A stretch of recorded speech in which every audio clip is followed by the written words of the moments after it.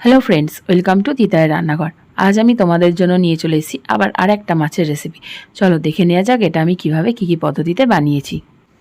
প্রথমে নিয়ে নিচ্ছি নুন, তারপর নিয়েছি লঙ্কার গুঁড়ো, তারপর নিয়েছি ধনে গুঁড়ো, তারপর নিয়েছি হলুদ গুঁড়ো। এখানে আমি দুটো পেঁয়াজ নিয়েছি, পেঁয়াজটাকে আমি গ্রেট করে নিয়েছি। এখানে একটা গোটা টমেটো কুচিয়ে নিয়েছি, এখানে আদা রসুনের পেস্ট, এখানে আছে কুচনো ধনেপাতা। তোমরা যদি এখনও আমার এই চ্যানেলটাকে সাবস্ক্রাইব না করে থাকো তো প্লিজ আমার এই চ্যানেলটাকে সাবস্ক্রাইব করে নিও ভালো ভালো সুন্দর সুন্দর রান্না দেখার জন্য। এবার চলে আসছি আমার রেসিপির প্রধান উপকরণ। দেখতেই পাচ্ছ এটা হচ্ছে ট্যাংরা মাছ। এটা পুকুরের ট্যাংরা মাছ। এটা আমার পাশের বাড়ির পুকুরে জেলেরা মাছ ধরতে এসেছিলো, সেখান থেকেই আমার কেনা এই ছোট ছোট ট্যাংরা মাছগুলো আমি ভালো করে ধুয়ে জল ছড়িয়ে রেখেছি। এবার এর মধ্যে দিয়ে দিলাম নুন, তারপর দিয়ে দিলাম একটু লঙ্কার গুঁড়ো, তারপর দিয়ে দিলাম একটু হলুদ গুঁড়ো। এবার মাছটাকে আমি মশলাগুলোর সাথে ভালো করে মাখিয়ে নেবো। দেখতেই পাচ্ছ বন্ধুরা আমি ভালোভাবে কীরমভাবে উল্টে পাল্টে মাছটাকে মশলাগুলোর সাথে মাখাচ্ছি। আমি এইভাবে মাখিয়েছি কারণ এই মাছের মধ্যে একটু কাঁটা থাকে, ভয়েতেই এইভাবে আমি উল্টে পাল্টে মাখিয়ে নিয়েছি। কড়াটা একটু হালকা গরম করে নিয়েছি। এবার এর মধ্যে দিয়ে দিলাম আমি সর্ষের তেল। প্রয়োজন মতন আমি সর্ষের তেল দিয়ে দিয়েছি। সর্ষের তেলটা একটু গরম হলে তারপর আমি এর মধ্যে মাছগুলো ছেড়ে দেবো। দেখতেই পাচ্ছ বন্ধুরা সর্ষের তেলটা গরম হয়ে গিয়ে ধোঁয়া উঠছে। সর্ষের তেলটা এবার মাছ ভাজার জন্য রেডি। এবার আমি একটা একটা করে এই তেলের মধ্যে সব মাছগুলো ছেড়ে দিয়েছি।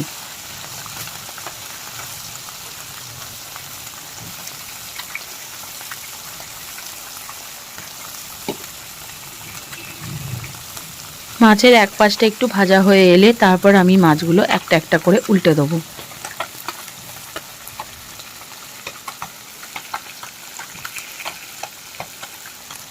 এবার আমি মাছগুলোকে আস্তে আস্তে ধীরে ধীরে উল্টে দেবো যাতে না মাছগুলো ভেঙে যায়।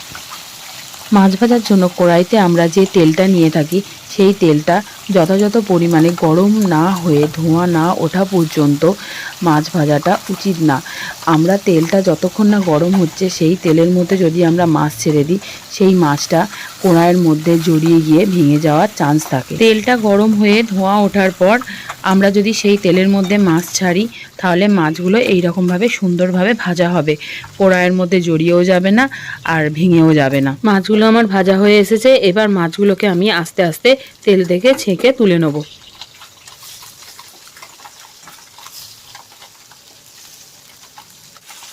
দেখো বন্ধুরা মাছগুলো কতটা মুচমুচে ভাজা হয়েছে। তোমরাও ঠিক এইভাবে মাছগুলোকে মুচমুচে করে ভেজে নেবে।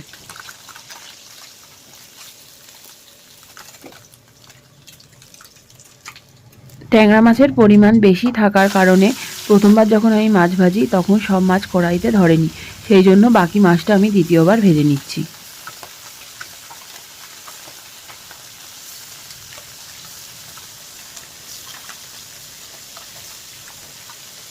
এই মাছগুলোকে আমি ভালো করে উল্টে পাল্টে মুচমুচে করে ভেজে তেল থেকে ছেঁকে তুলে নেব।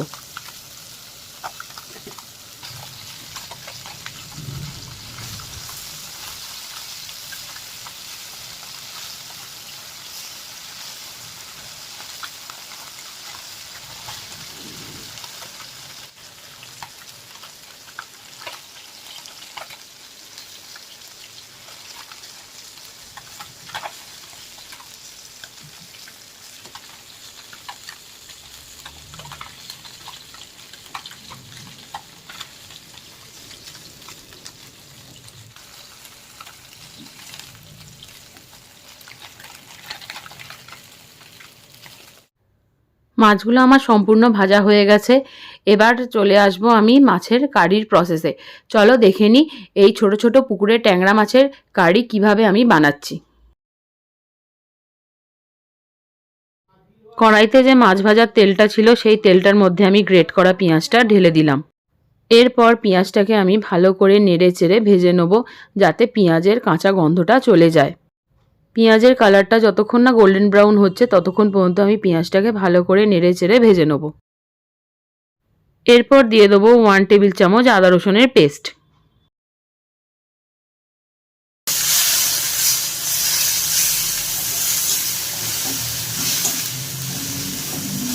এবার দিয়ে দিলাম স্বাদ মতন একটু নুন।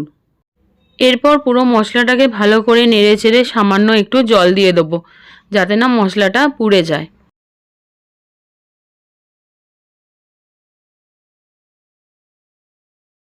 এরপর দিয়ে দেবো কেটে রাখা টমেটোগুলো, তারপর দিয়ে দিলাম কুচনো ধনেপাতাগুলো, তারপর একটু ভালো করে নেড়ে চেড়ে দিয়ে দেবো আমি 1 চামচ হলুদ গুঁড়ো, এরপরে দিয়ে দেবো আমি 2 চামচ লঙ্কার গুঁড়ো, এরপরে দিয়ে দেবো 2 চামচ ধনে গুঁড়ো। এরপরে এই মশলাটাকে ভালো করে নেড়ে চেড়ে কষিয়ে নেব। যতক্ষণ না এই মশলাটার গা থেকে তেল ছাড়ছে ততক্ষণ পর্যন্ত এই মশলাটাকে আমি ভালো করে কষিয়ে নেব।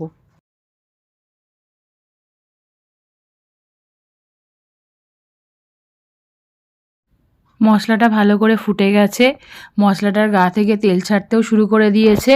এই প্রসেসটা আমি পুরোটাই হাই ফ্লেমে করছি। মশলাটাকে ভালো করে কষাবো যাতে মশলায় থাকা এই জলটা যেন শুকিয়ে যায়।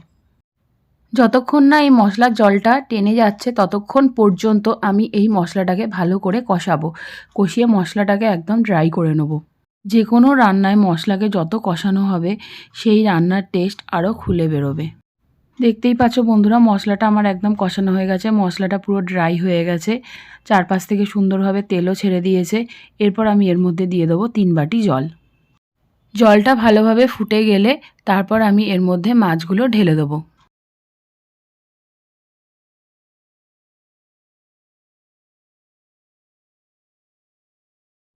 জলটা ভালোভাবে ফুটে গেছে, এবার আমি এর মধ্যে সব মাছগুলো ঢেলে দিলাম।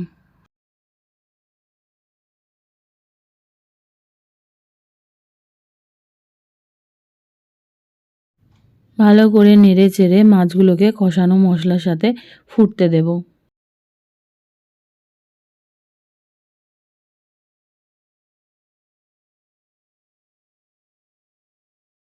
এই ট্যাংরা মাছের কারিটা বেশ ভালোভাবেই ফুটে গেছে। এবার আমি মাছটাকে মিনিট 5 জন্য চাপা দিয়ে দিলাম। 5 মিনিট পরে আবার ফিরে আসি। এই সময় গ্যাসের ফ্লেম হাই থাকবে। 5 মিনিট হয়ে গেছে, একবার ঢাকাটা খুলে দেখে নেব। মাছটা একটু ভালো করে নেড়ে চেড়ে নেব, তারপর আবার মাছটা কিছুক্ষণের জন্য ঢাকা দিয়ে দেব।